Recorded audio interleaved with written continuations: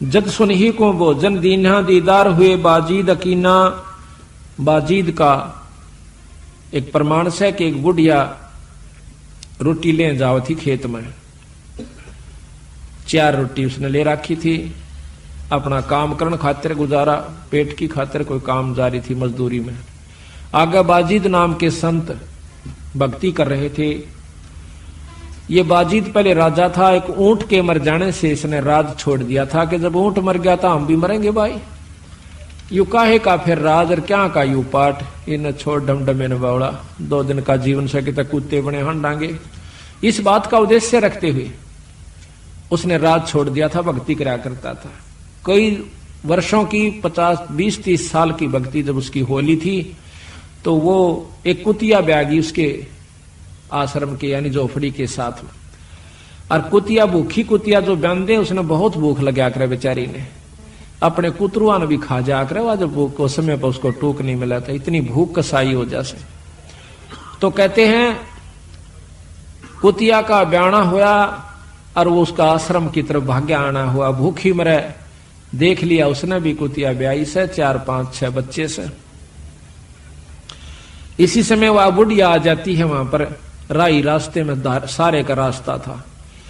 उस माई ने कहा, माई को कहने लगा वो बाजीद, माई माई आखा महाराज के एक बात सुनना। क्या कि बुढ़िया या कुतिया ब्याई हुई से और इसने बहुत भूख लगी है, 1 रोटी गिर दे।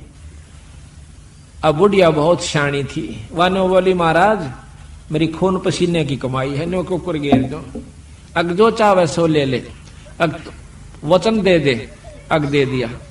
अपनी चौथे हिस्से की कमाई दे दे, मैं 1 रोटी घेर दूंगी। कहने लगा माई भूख और से कुतिया ने 1 और घेर दे कि आधा संकल्प कर दे अपनी कमाई का। आधा कर दिया, उसकी तो सारे जन्म की कमाई, और बुढ़िया ने कहा आधा संकल्प कर दे। उसने दया देखी उस जीव की, आकि ये बालक मर जाएंगे, कुतरू मर जाएंगे बेचारी के, देखी जाएगी हमारे भाग में होगा तो फिर कमाई हो जाएगी। और कुतिया फिर इसी प्रकार लपक रही है। भाव ये से कहने का कि चौथी रोटी भी गिरवा दी, सारी कमाई उसको दे दी, ले माई।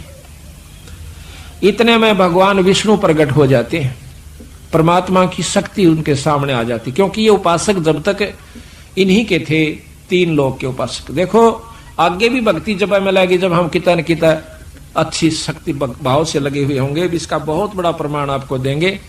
ये बाजीद फिर आगे की बने आकर के, वहां मुक्ति नहीं हुई बाजीद की, लेकिन कमी भी कुछ नहीं रही जब इतना कुर्बानी आ जासे। तो उसी समय भगवान प्रकट होते हैं, वो खुदा अल्लाह प्रकट हुआ। कहने लगा बाजीद भाई चलतन मुक्त करूं सो, और गेल करने पड़ेंगे ये बुढ़िया भी। तो बुढ़िया भी मुक्ति कर दी, क्योंकि वह सारी कमाई बुढ़िया को मिली, और परमार्थ में दी हुई कमाई कहते हैं तेरे को भी दूंगा, चलो तुम्हें दोनों को स्वर्ग ले चलता हूं। तो इसी प्रकार महाराज कहते हैं कि जब सुनही को भोजन दीना दीदार हुए बाजीद यकीना।